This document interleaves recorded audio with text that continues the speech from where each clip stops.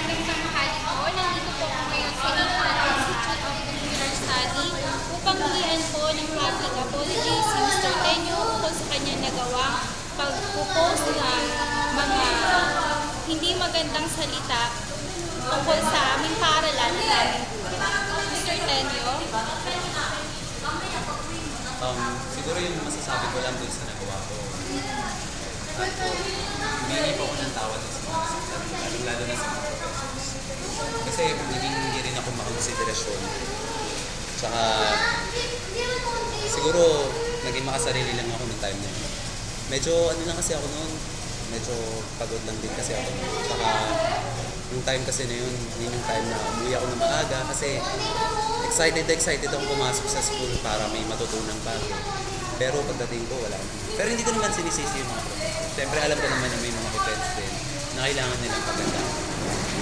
Kaya lang, medyo nung time na yun, medyo hindi ako naging consideration. Hindi muna ako nag-isip bago ako mag-post. Eh alam ko na yung mga bagay na yun mga bagay na hindi ko na mapapawi.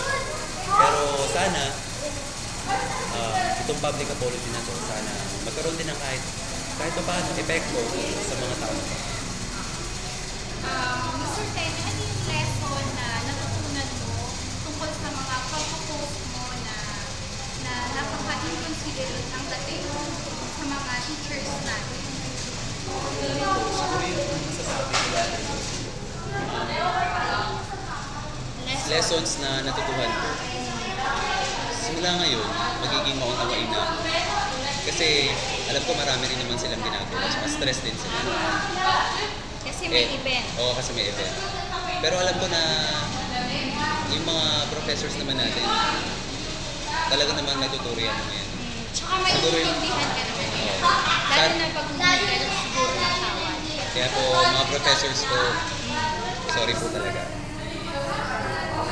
Ayan po, nakuha na po natin na public apology si Mr. Robert Tenyo at sa mga ibang estudyante dyan. Kung magpo-post po tayo sa FB, sana po isipin po na natin kung ano mga ipo-post natin para hindi po tayo makasira sa ibang tao at para hindi rin malaking kasiraan para sa inyo. Maraming po, salamat. Public speaking skills. You're welcome. Salamat po.